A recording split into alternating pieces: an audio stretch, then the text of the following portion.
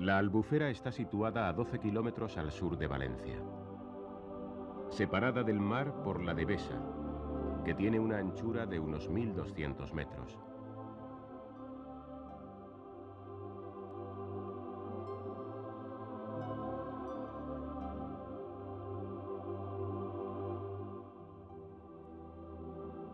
Excepto por el lado de la Devesa, el lago se encuentra rodeado de unas 16.000 hectáreas de terreno dedicado al cultivo del arroz.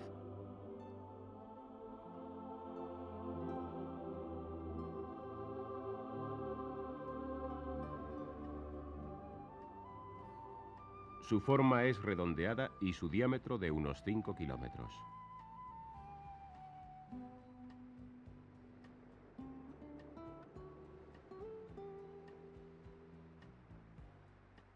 Se comunica a través de 3 canales llamados localmente golas: el de Perelló, Perellonet y Puchol Nuevo, que permiten la regulación del nivel de agua del lago mediante compuertas, según las necesidades derivadas de la pesca y del cultivo del arroz.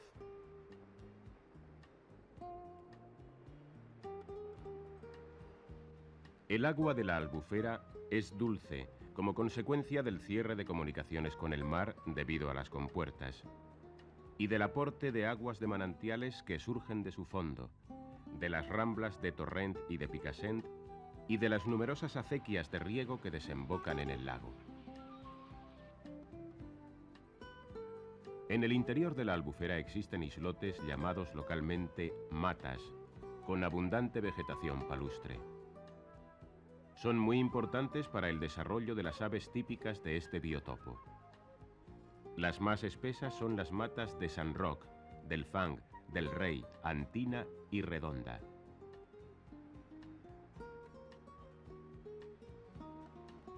La profundidad es muy escasa. La media se estima en unos 80 centímetros, con un máximo de 2 metros en algunos puntos. El fondo del lago de la Albufera lo forman limos de textura muy fina.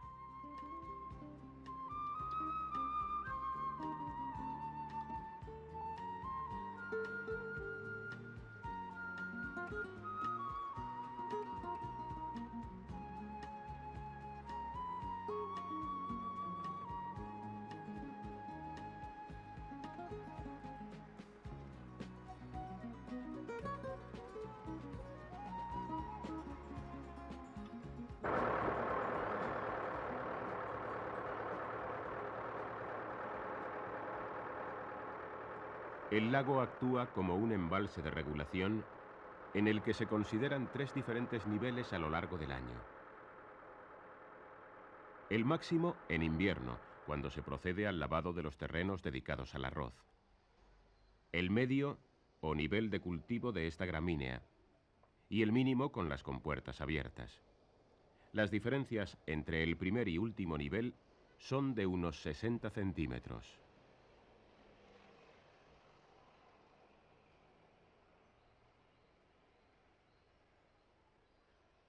La superficie cubierta por el agua es variable, como apuntábamos antes, y se estima entre 1.900 y 2.200 hectáreas.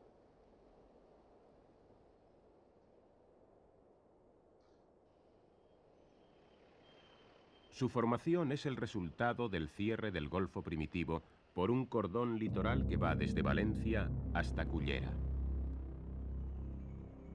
Este cordón se forma por los materiales depositados por la corriente marina en dirección norte-sur, unido a los materiales de relleno aportados por los ríos Turia y Júcar. La Albufera estaba en comunicación directa con el mar por grandes canales naturales que dejaban pasar las aguas saladas en la pleamar y durante las tempestades. El testimonio más antiguo, al igual que el caso de Doñana, se debe al historiador romano Fausto Avieno. Según sus descripciones, se deduce que el lago rebasaba toda la actual zona de arrozales, con una extensión total de 30.000 hectáreas. Ya en el siglo XIX son apenas 5.000 las hectáreas de agua, y en 1944 tan solo 3.000.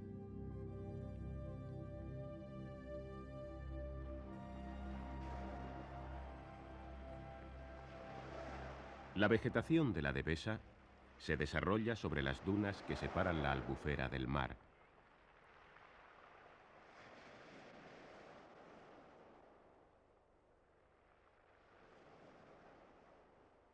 Esta vegetación ha estado a punto de desaparecer con el proyecto de urbanización que amenazaba la Devesa.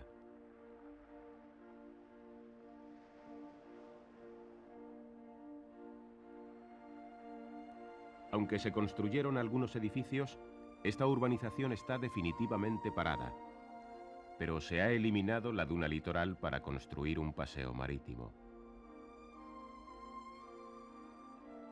Actualmente la duna y su vegetación se están recuperando bajo el control de las autoridades responsables del Plan de Manejo de la Devesa. Está constituida por multitud de variedades de plantas adaptadas a estos terrenos arenosos, dando un vistoso colorido durante la época de floración.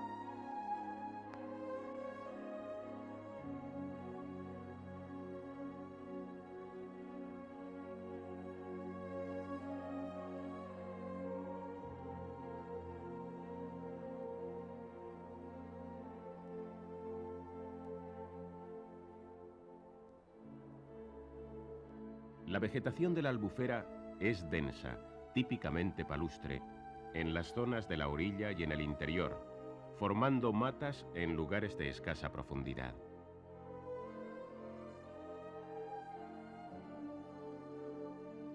Estas especies tienen interesante relación con la avifauna por servirle de refugio y lugar de reproducción.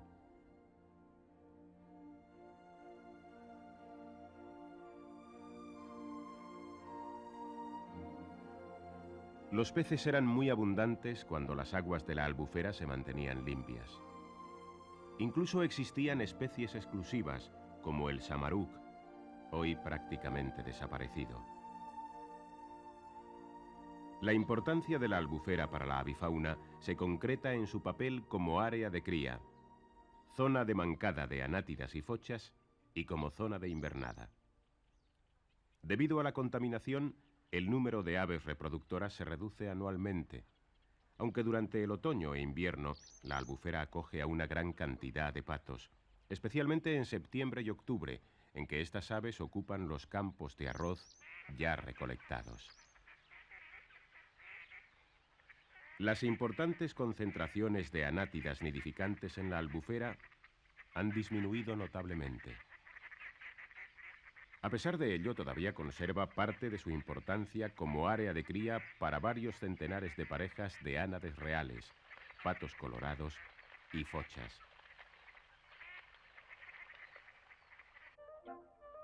Posiblemente sean las colonias de garzas las que han dado mayor importancia ornítica a la Albufera. Las garzas suelen ser aves que se agrupan durante el período reproductor, formando colonias más o menos numerosas. Estas colonias suelen estar formadas por varias especies, entre ellas las garzas reales, las garcillas bueyeras, las garcetas comunes y los martinetes. Todas las garzas muestran las patas largas que indican sus hábitos vadeadores, capturando generalmente sus presas cerca del agua. El pico es largo y puntiagudo, denotando que la captura se produce con él y que dan muerte con un certero golpe.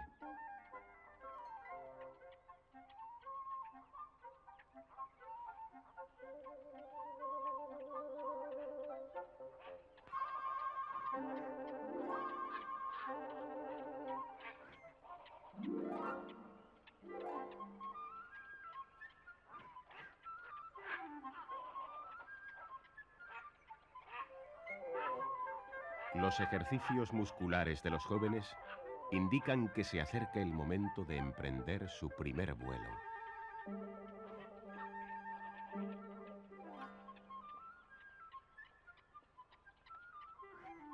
Los padres alimentan a los pollos regurgitando el alimento que transportan en su interior. Si la edad del pollo es avanzada y la presa es grande, la depositan directamente sobre el nido y el joven se encarga de irla despedazando. De todas formas, es notable la capacidad de los pollos para engullir presas de gran tamaño.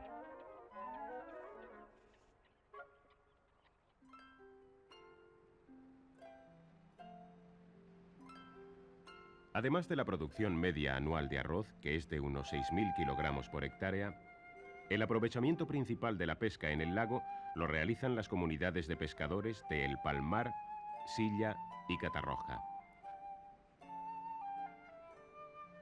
El sistema de captura se realiza mediante redes y otras artes.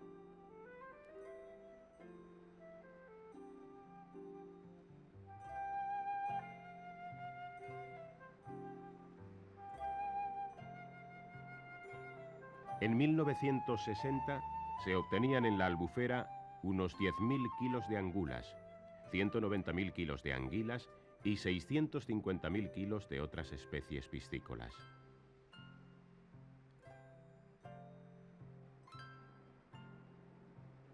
Las degradaciones que ha venido sufriendo esta zona húmeda han limitado la rentabilidad en pesca y caza a un 10% de los valores indicados anteriormente.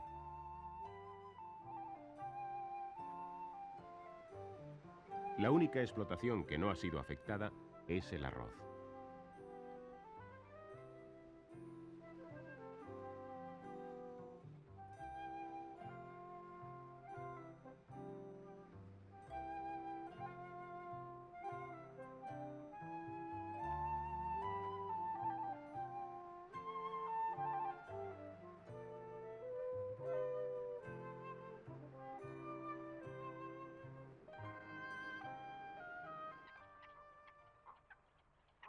En la cuenca receptora de la Albufera se localizan más de 30 poblaciones, superando los 300.000 habitantes en total.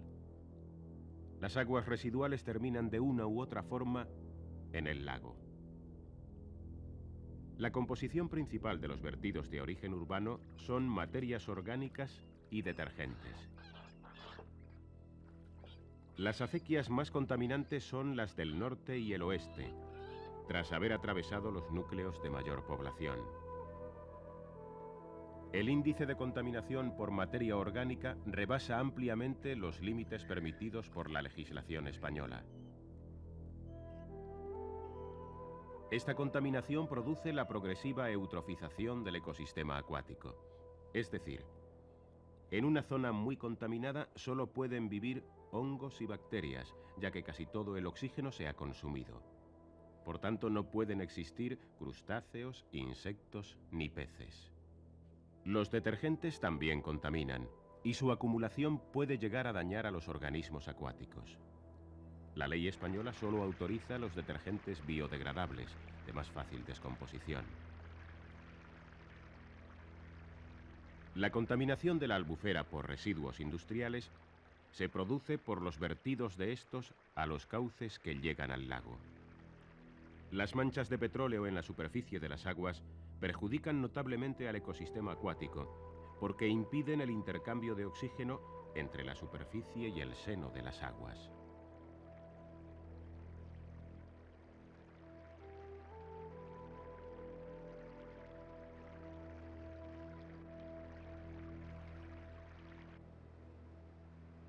El proceso de colmatación de la Albufera por aportes sólidos, limos muy finos sobre todo, es un proceso natural. Sin embargo, es preciso tenerlo en cuenta porque hay estudios que han dado un plazo muy breve para la desaparición del lago. Alrededor de 50 años.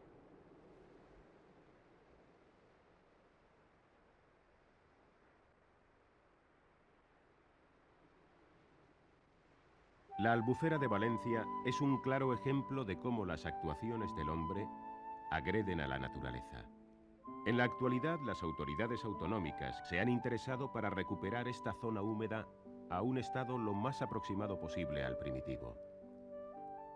En el Levante español se localizan otros humedales, de importancia y extensión menores que la Albufera de Valencia. Generalmente están muy transformados por el hombre debido al carácter turístico de la costa e incluso de la propia zona húmeda. Una de las zonas más impactadas por la presión turística es el Mar Menor en la región murciana. Antes de la invasión de las urbanizaciones, era un área de importancia para la reproducción del flamenco.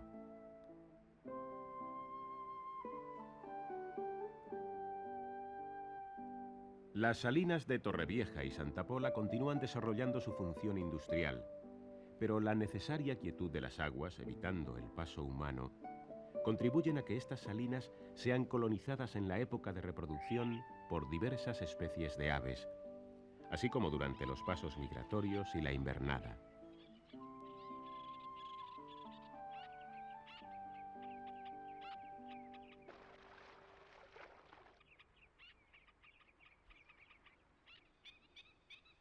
Las salinas son un claro ejemplo de que la vida silvestre y las actividades industriales humanas no son incompatibles, sino complementarias.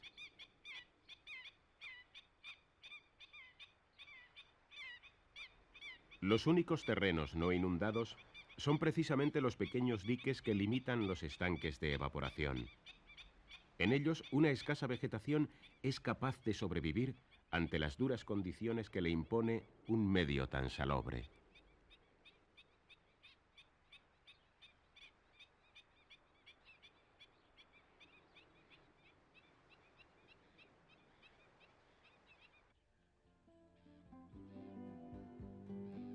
En este aspecto es necesario decir que los propietarios de las salinas de Santa Pola son los primeros en proteger estas colonias, controlando el paso indiscriminado de personas y evitando la circulación de vehículos de servicio durante la época de la reproducción. Son un claro ejemplo a imitar por todos.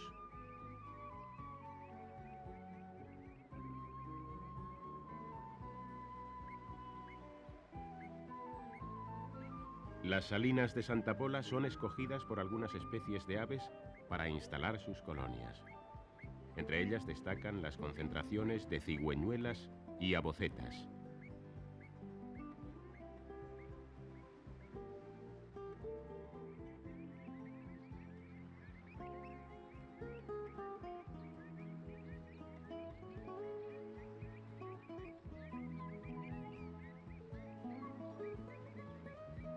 Es en estos diques artificiales donde una gran cantidad de aves se reproducen. Para ellas, los diques no se diferencian en nada de las orillas naturales de cualquier laguna donde se han reproducido a lo largo de la historia. El chorlitejo patinegro es otra de las aves nidificantes típicas de lugares salitrosos. En ocasiones coloca el nido en lugares insólitos, aunque lo normal es que lo haga sobre las superficies arenosas, en lo posible sin vegetación.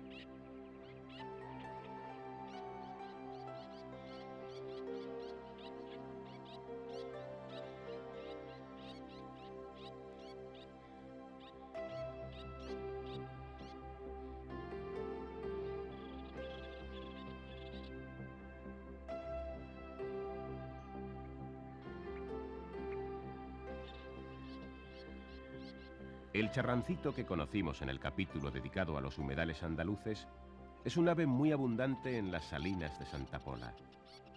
También utiliza los diques artificiales para colocar sus nidos, formando pequeñas colonias.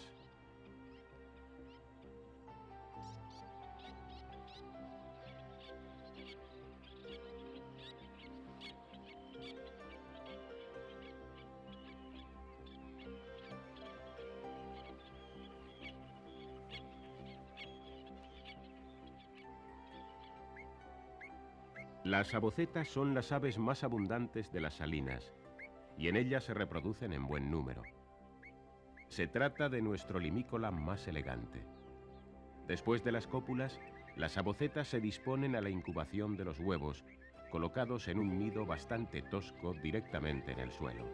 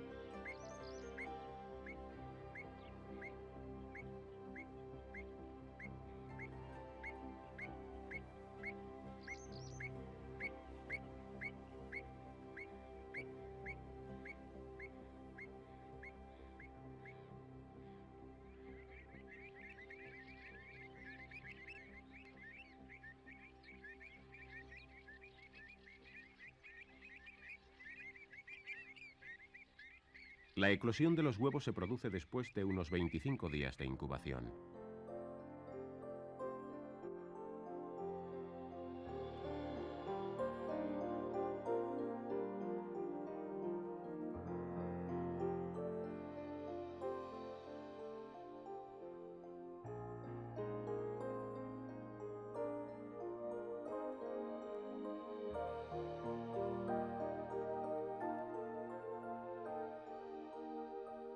Las crías son cuidadas por sus padres durante unos 40 días hasta que son capaces de volar.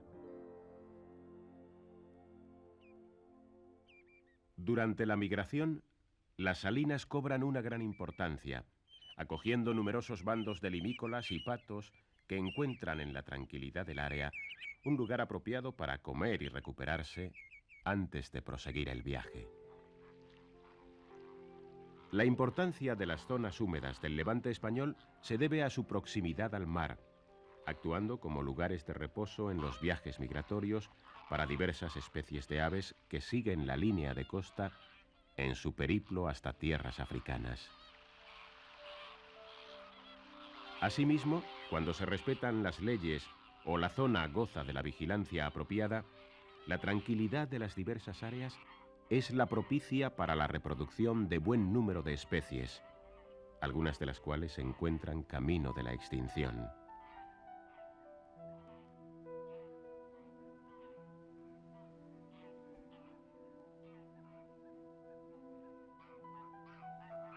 Las buenas actuaciones de la administración y de los particulares en estos humedales mediterráneos deberían ser un ejemplo a imitar en la totalidad de los humedales españoles.